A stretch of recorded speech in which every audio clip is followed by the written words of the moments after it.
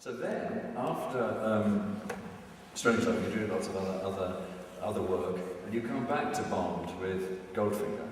Right. You didn't do From Russia with Love in between times because you were doing other films, Woman of Straw, for example. And you come back, and the two things people really remember about Goldfinger, because by now the budget's gone up quite a lot since Dr. No. The franchise has really got confidence. And one of the things is the Aston Martin DB5 with all its gadgets. And the other is Fort Knox, where the gold is kept. These are the two sort of bits of design that people remember. Tell us about also the Rumpus. The Rumpus room. Oh yes, you have that in the exhibition, the Rumpus room, the attack room, Goldfinger in Kentucky. But the Aston Martin, see in the novel, Bond goes to the quartermaster's stores and he says, I want to drive my Bentley. And the quartermaster says, no, we've got you this DB3. And it does a few things, and there's a gun in the glove compartment. And I think the number plates, but that's it. By the time the film comes out, it's got every gadget. It's got, there's the bumpers that come out and punch people, the wheel sides. And in fact, it had flamethrowers originally, but you never used them, I think, and an ejector seat. How did that happen? Well, it was partly due to my frustration as a sports car driver. I had that E-type Jaguar, and remember I had that long nose and no protection on it. And it was damaged every week, so I thought I'm going to get my own back, and partly I did. But I also had a brilliant team of people working for me. In particular, Johnny Sears, who was the engineer, special effects engineer, and whatever I came up with, he did it, So the Bonds started, being gadget conscious, and I had a fantastic team who were able to realize those things. So the ejector seat was an afterthought, also having been a pilot, even though we didn't have ejector seat. And Joe would bear me out. He bailed out over the channel during the Battle of Britain, out of a Spitfire, which was pretty dangerous. You had to put it upside down? Yeah, upside down. But what he was more worried about was being drowned under the parachute when he came overhead. But he fortunately, we wouldn't be here today, but he fortunately saved by some, not by rescue, but some. So,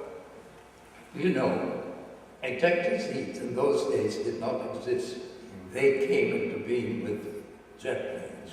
In the 50s. Yeah, in the 50s. So, it was very much a joint effort, By this time I had a very good team of people with me. And the sky was a limit.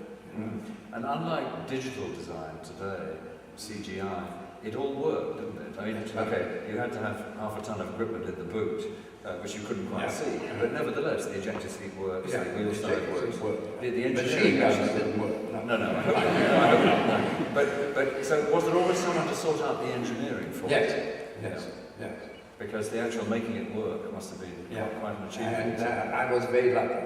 I mean, Johnny Steers was brilliant, and eventually I had somebody called Derek Maddings. Both of them are no longer with us, and Derek was a fabulous engineer too, and creative. And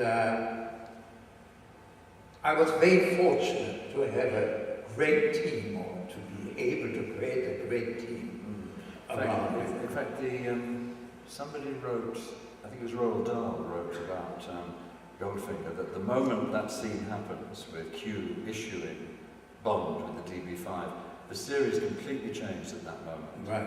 It starts becoming parody and on the edge of sending it up almost. And the relationship between Q and Bond, the sort of schoolmaster and the rather surly schoolboy. Sean Connery is very good at doing surly. And something changes with Goldfinger, I think, and it was very, very popular. Because the other set is Fort Knox. Right. Tell us how you did that, because presumably you did some research on what how people store gold. Yes, I believe I went to the vaults of the Bank of England, and I found that gold was stacked higher than that because of the weight, you see. And I thought this is the biggest gold depository in the world, Fort Knox. And it had that rather dull 1920 Art Deco exterior, which I reproduced completely at my home.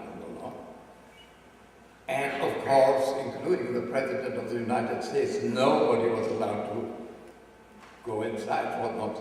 And it was quite frightening. I mean, I went round it and flew over it in water, and they had people with machine guns and voices telling you you're now encroaching and so on. So I was delighted. And I put my own back in the wing, you see.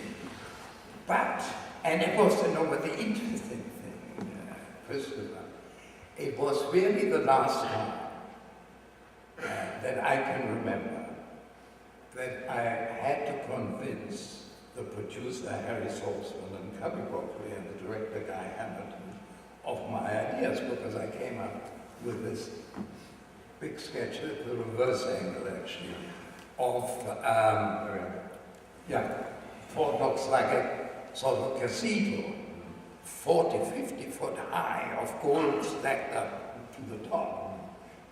And when Cubby and Harry saw this, they said, you must be going mad, because this looks like a prison and so on. I think that's exactly what I want.